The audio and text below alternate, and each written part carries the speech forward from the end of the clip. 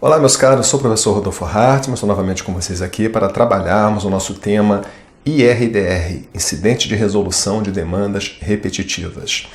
O IRDR, uma vez instaurado no Tribunal de Segunda Instância, ele vai ser admitido por um órgão colegiado indicado no regimento e, a partir daí, temos os poderes do relator indicados no artigo 982, como, por exemplo, determinar o sobrestamento de todos os processos na região em que ele atua que versarem sobre essa mesma matéria. Então, isso é uma atribuição do relator. Agora, por outro lado, temos a necessidade de dar publicidade a esse incidente, uma vez instaurado. É o que diz o artigo 979, que haverá publicidade, seja a magistrados ou até a terceiros também, que nem estão participando do processo, porque trata-se de um incidente de uma origem muito democrática, que inclusive prevê o artigo 983, artigo 983, que ele, relator, ouvirá as partes e os demais interessados, inclusive pessoas, órgãos e entidades com interesse na controvérsia. No prazo comum de 15 dias, poderão requerer a juntada de documentos, bem como diligências necessárias para a elucidação da questão de direito controvertido. E, em seguida, manifestar-se ao Ministério Público no mesmo prazo. Então, atuando o Ministério Público como fiscal da ordem jurídica, em um primeiro momento o relator determina que ele se manifeste, é o artigo 982, inciso 3º, e após a manifestação de eventuais terceiros interessados, podemos ter mais uma atuação do membro do Ministério Público. Esse artigo 983, no parágrafo 1º, diz que, inclusive, para a instrução do incidente, o relator pode designar data de audiência pública, até data de audiência pública, isso pode ser feito, embora na prática não ocorra com tanta frequência. O próprio IRDR, quando o código estava em vacatio legis, a expectativa é que ele seria usado com muito mais frequência, e o que nós temos visto até agora, na maioria dos tribunais, o uso do IRDR tem sido com bastante parcimônia, tá? Quando eu digo parcimônia, poucos IRDRs requeridos e a grande maioria inadmitido. Pelo menos o que eu pesquisei no TRF da 2ª Região e no Tribunal de Justiça do Estado do Rio de Janeiro, que são o estado onde eu estou residindo, né? Pelo menos nesses casos tivemos poucos IRDRs requeridos e muito menos deferidos para o processamento. Eu já tive até um aluno em que auxiliei na orientação da monografia dele, de pós-graduação, fui orientador, e ele estava justamente com isso, querendo escrever sobre IRDR, e depois ele ficou no final até um pouco frustrado, porque ele fez essa pesquisa de estatística naquele tempo, no Brasil inteiro, acho que era 2017, 2018, e me recordo que ele ficou muito frustrado com o quantitativo que ele descobriu naquele momento. E a partir daí, acredito eu, não mudou muita coisa não, tá? Nós não temos tantas notícias no dia a dia de IRDRs que são admitidos. Claro que tem alguns, mas não aquela quantidade que era de se aguardar, principalmente quando o CPC ainda estava em vacatio legis, né? Era toda uma expectativa por trás de como iria se portar a partir daí. Então, aqui temos essa possibilidade de instrução do IRDR e até a manifestação de outras pessoas. Voltando ao artigo 983, ali diz pessoas, órgãos e entidades com interesse na controvérsia. Esse termo, pessoas, órgãos e entidades com interesse na controvérsia. Você poderia dizer, mas Rodolfo, eles seriam o amicus curiae, o amigo da corte, esses terceiros? Eu responderia para vocês, sim, é o amicus curiae. O amicus curiae que vocês têm lá no artigo 138 do Código de Processo Civil, é uma nova modalidade de intervenção de terceiros no CPC, até já existia antes mesmo do Código Novo, mas agora está tratada, está disciplinada como uma das modalidades de intervenção de terceiros, artigo 138. Agora, certamente você já aprendeu, né, que o amicus curiae, ele é o amigo da corte, e que ele está ali, né, por conta daquela ideia de democracia participativa. Esse viés democrático fica muito claro porque é a única modalidade de intervenção de terceiros que pode ser provocada pelo autor, pode ser provocada pelo réu, ela pode ser de ofício pelo juiz, é a única modalidade que o juiz pode determinar a manifestação dele e também ele pode vir voluntariamente, descobrir o processo pela imprensa, etc. Ele voluntariamente vem e pede para entrar no processo. Agora, o amicus curiae, como o nome sugere, amigo da corte, ele é um terceiro desinteressado.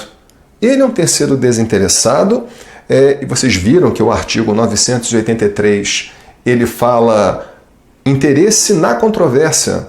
Aí poderia dizer assim, mas o que seria isso? Seria realmente o amicus curiae ou não? Então esse tópico aqui, o que eu defenderia com vocês?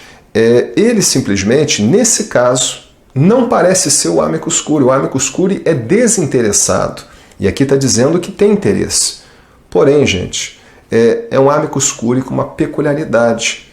Esse é um caso, artigo 983, de amicus curiae com interesse. É o amicus curiae. Como eu poderia dizer isso para vocês, como sustentar essa ideia? Motivo muito simples. Vocês têm o amicus curiae como um terceiro desinteressado. Então, se ele se manifesta e a tese que ele defendeu não é acolhida pelo magistrado, por ele ser desinteressado, ele não pode recorrer. Diz o nosso CPC que o amicus curiae só pode recorrer em dois casos. Artigo 138, parágrafo 1º e 138, parágrafo 3º. Ele, amicus curiae, por ser desinteressado, não poderia recorrer. Mas, Rodolfo, que casos são esses que o CPC fala que o amicus curiae pode recorrer? Primeiro, embargos de declaração. Embargo de declaração é um recurso cabível, mesmo quando a lei diz que não cabe recurso. Curioso, né? É um recurso, mesmo quando a lei diz que não cabe recurso, cabem os embargos de declaração. Porque esses embargos de declaração, ao contrário dos outros recursos, ele não busca atacar a decisão. Normalmente um recurso, ele ataca a decisão dizendo que ela é nula, vício de forma. Às vezes o recurso ataca a decisão dizendo que ela é injusta, que teve uma má valoração de prova, e não é o que acontece com esse caso, o embargo de declaração. Porque o embargo de declaração, em vez de atacar a decisão, o que ele quer na realidade é melhorar a qualidade da decisão. Não é atacar a decisão, é melhorar a qualidade da decisão. E como vai melhorar a qualidade da decisão? Ele quer sanar uma omissão, uma obscuridade, uma contradição ou um erro material. São aqueles casos indicados no artigo 1022 do CPC de 2015. Embargo de declaração quer atacar a omissão, contradição, obscuridade e agora o nosso código prevê também o erro material. Por exemplo, o nome das partes saiu com erro. O nome da parte autor é Rodolfo, com F, e botaram Rodolfo com PH. Erro material. Então, isso pode ser corrigido de ofício pelo juiz. O próprio juiz pode corrigir de ofício o erro material a qualquer momento. A qualquer momento, o juiz pode corrigir de ofício. É o artigo do CPC 494, inciso 1º, mas, se tiver no prazo dos embargos de declaração, a parte pode interpor esse recurso com essa finalidade. Eu achei, com toda sinceridade, uma grande besteira essa novidade que agora embargo de declaração também é por erro material, porque se está no prazo, usa o embargo de declaração. Mas se não tiver no prazo, se já tem preclusão para o uso dos embargos de declaração, você pode peticionar e apontar o erro material para o juiz. E o juiz vai reconhecer o erro material e vida que segue. Então, para que colocar isso nos embargos de declaração? Se não vai gerar preclusão para o magistrado ou para você, advogado, defensor, peticionar indicando que tem esse erro para ser corrigido. Então esse é o artigo 494, inciso 1º do CPC. Então você pode, primeiro caso que o amicus curiae pode recorrer, é nessa hipótese lá do embargo de declaração. Está lá no artigo 138. E a segunda hipótese, também é possível que o amicus curiae recorra da decisão do IRDR. Também está dizendo isso. E vocês viram o artigo 138, parágrafos 1º e 3º. Cabe recurso tanto embargo de declaração como da decisão do IRDR. Aí alguém vai me dizer, mas Rodolfo, eu não entendi. por que o amicus curiae pode recorrer da decisão do IRDR? Por que ele poderia fazer isso? Ele recorrer da decisão do IRDR? Ele, Rodolfo, é desinteressado. Não, ele não é desinteressado. É que no caso do IRDR, ele tem interesse pessoal.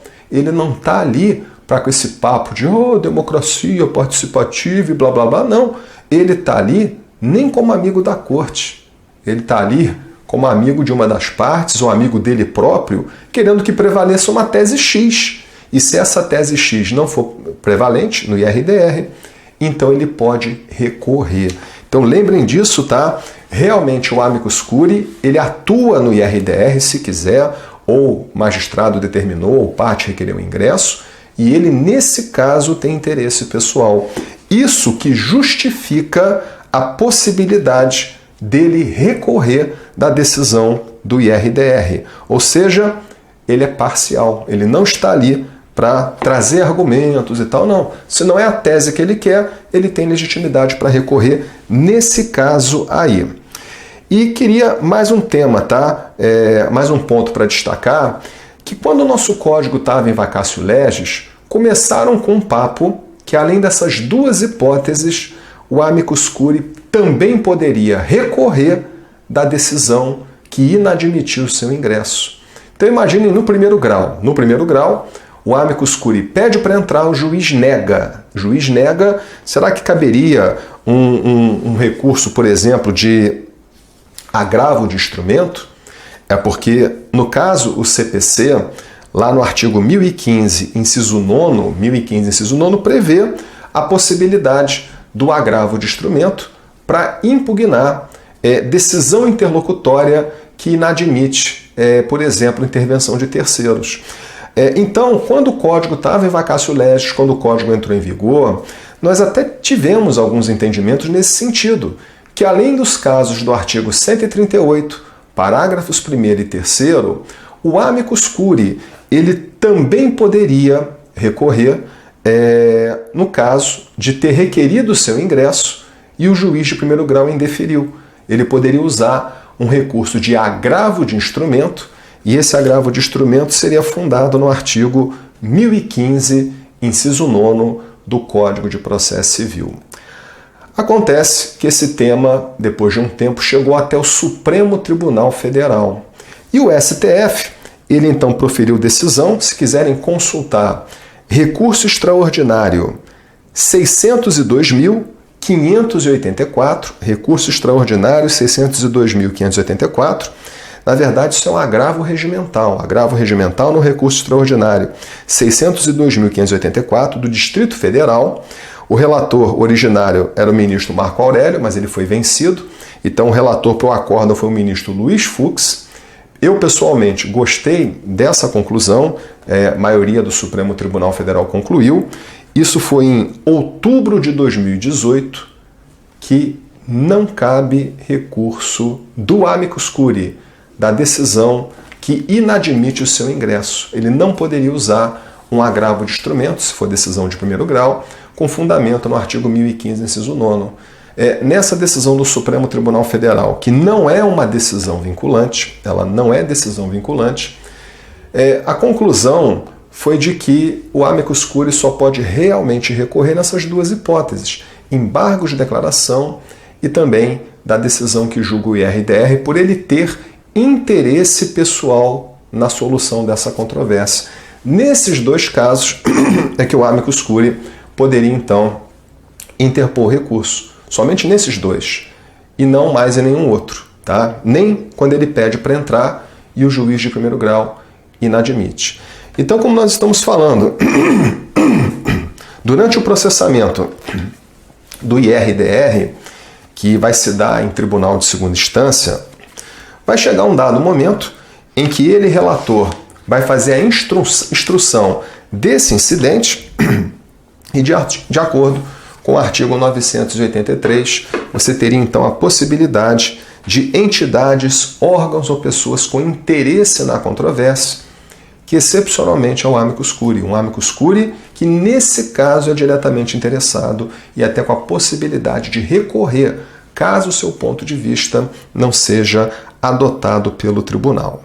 Então o relator vai escutar terceiros, em razão da publicidade que foi dada ao incidente, é o que fala o artigo 979, pode designar audiência pública, tem sido bastante incomum, mas vimos isso no artigo 983, parágrafo 1º, e concluída então a instrução, aí sim o IRDR vai ser pautado para julgamento. Após a instrução, o IRDR é pautado para julgamento. Temos essa previsão no artigo 983, parágrafo 2º. 983, parágrafo 2º, concluídas as diligências, o relator solicitará dia para o julgamento do incidente. Então, quando concluído todas as diligências, agora sim, vamos começar ao julgamento. E no artigo seguinte, que é o artigo 984, tem previsão que no julgamento do incidente vai se observar a seguinte ordem. Então, no dia, na sessão, dia e hora marcados, diz lá o 984. Primeiro o relator fará a exposição do objeto do incidente. Então ele vai estar dando conhecimento aos seus pares exatamente do que cuida daquele incidente e também de todo o caminho desenvolvido até aqui. Olha, tivemos amicus curiae, tivemos audiência pública, o membro do Ministério Público se posicionou nesse sentido, a controvérsia é sobre isso. Então tudo isso ele vai expor e a partir daí, o 984, inciso 2, ele diz que poderão sustentar suas razões sucessivamente. Então primeiro o autor e o réu do processo originário, e logo depois o Ministério Público pelo prazo de 30 minutos. Tá? Então tem a possibilidade de sustentação oral das partes em que foi originado, né, esse IRDR, tem direito de se manifestar, e ainda o Ministério Público, caso queira, nessa ordem, o Ministério Público que nós vimos, ele está atuando como fiscal da ordem jurídica. E também chama a atenção que esse artigo 984, inciso 2, mas agora é a linha B, que prevê que também os demais interessados, por exemplo, amicus curiae, podem se manifestar no prazo de 30 minutos, divididos entre todos, sendo exigida inscrição com 2 dias de antecedência. Então, é claro, né, que um número muito excessivo de interessados, isso pode tumultuar um pouco a dinâmica dos trabalhos, e aí, para que haja a possibilidade até de acomodação também de todos os que tiverem interesse, essa necessidade de, pelo menos, ser comunicado esse interesse em 2 dias de antecedência da sessão. Também o código pontua, né, que às vezes o tema é muito relevante. Vai ter uma aplicação prática enorme, tema muito relevante, e aí vem o artigo 984, parágrafo 1º, tratando do seguinte: considerando o número de inscritos, o prazo poderá ser ampliado. Aqui eu já acho um pouco graça, né? Porque o código, né, ele às vezes coloca umas ideias assim perfeitas do ponto de vista do mundo real, perdão, do mundo imaginário. Então você imagina uma sessão do IRDR, quem ajudou o legislador a criar, não, vamos debater, debate, mas cadê o julgamento? Quer ficar só debatendo? Então imagina, já teve 30 minutos um, 30 minutos outro, não sei mais quem, 30 minutos, e aqui mais, mas está muito interessante, eu quero debater com os desembargadores e tal, vamos aumentar o prazo, e o negócio não vai concluir? Tem que concluir isso daí. Eu às vezes até converso com colegas meus que são magistrados, às vezes da área estadual, aí teve um que se queixou uma vez: Rodolfo, eu quero sentenciar, mas parece que as partes querem que eu fico marcando a audiência, elas ficam brigando uma com a outra, fica brigando um com o outro, e parece que gosta disso, de brigar, e eu estou querendo julgar, e ele pede audiência, porra. Então é assim. Então aqui, pequena crítica, né, que por um lado, bonito, democracia, tal, direito de falar, mas também tem que ter uma visão prática, né? Uma hora tem que acabar aquilo dali, justamente para que possa ter a decisão. E aí, o parágrafo 2º do artigo 984 vai concluir: o conteúdo do acordo abrangerá a análise de todos os fundamentos suscitados concernentes à tese jurídica discutida, sejam favoráveis ou contrários. Então aqui nós concluímos, né, o procedimento do IRDR no momento em que temos a decisão final acolhendo ou rejeitando aquela tese. E isso será um precedente vinculante. Mas, no próximo bloco, vamos trabalhar ainda a eficácia desse precedente vinculante no território, que o tribunal atua e também os meios processuais que podem ser utilizados caso o precedente não seja respeitado. Vou encerrar com vocês por aqui. Sou o professor Rodolfo Hartmann. Até o nosso próximo encontro. Valeu!